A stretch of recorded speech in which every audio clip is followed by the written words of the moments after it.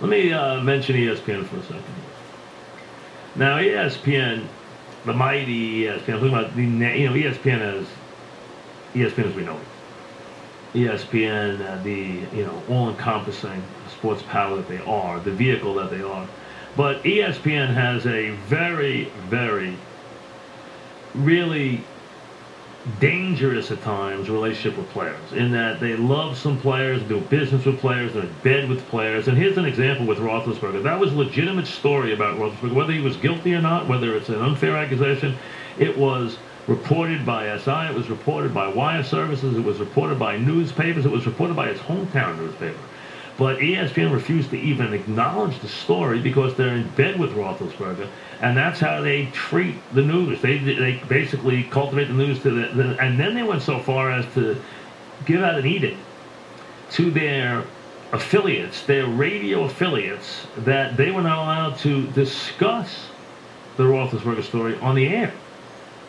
So they're to the point where they tell their hosts. Now, I can tell you this.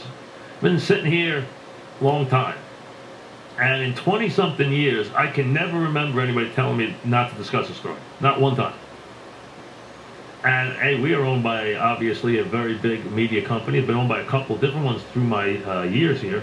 Now, we are owned by CBS. Not one time in my life can I remember that ever happening.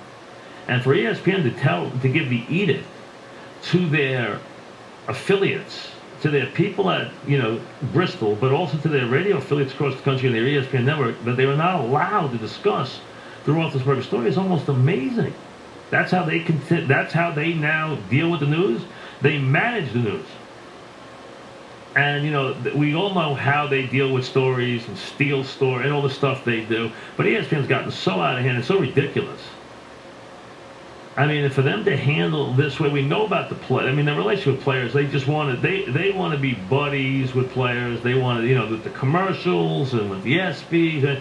But then to have the relationship that they have with the Roethlisberger, and then just to not even acknowledge the story, not even report, they don't even cover them anymore. And then tell people they can't even discuss them. They have gone way too far. I mean, ESPN has, extended its power many times. We've discussed that many times. I mean, they started a practice around the country that really started with this program, that they do not allow any of their hosts or any of their people on, any of their analysts, any of the people who work at ESPN, and they threaten them that they're not allowed to go on any radio shows in the big markets now, especially this one. And, because they feel we don't want to help or aid in any way, the other stations which are competitive with us, so we're not going to allow any ESPN coaches, analysts, etc., anybody, and ESPN has so many people that's an enormous number of people. That's fine. It doesn't hurt. Obviously, if you've been paying attention to, recent happenings, you see that it doesn't hurt this station at all to have that practice. I mean, far from it.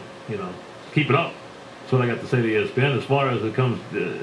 As far as competition goes, hey, whatever you guys are doing, keep doing it. Can't be working better for us. And then to have ESPN treat those poor Post guys that way. Now listen, ESPN, the Post should not have printed those pictures. We know that. But why get on the guys in the sports department who may be making a couple of bucks being analysts on the radio or on one of the TV shows? Why penalize them? They have nothing to do with that. What do you think? They're telling those guys they're telling the guys on the front side of the paper what to do? Come on. Why take it out on those guys?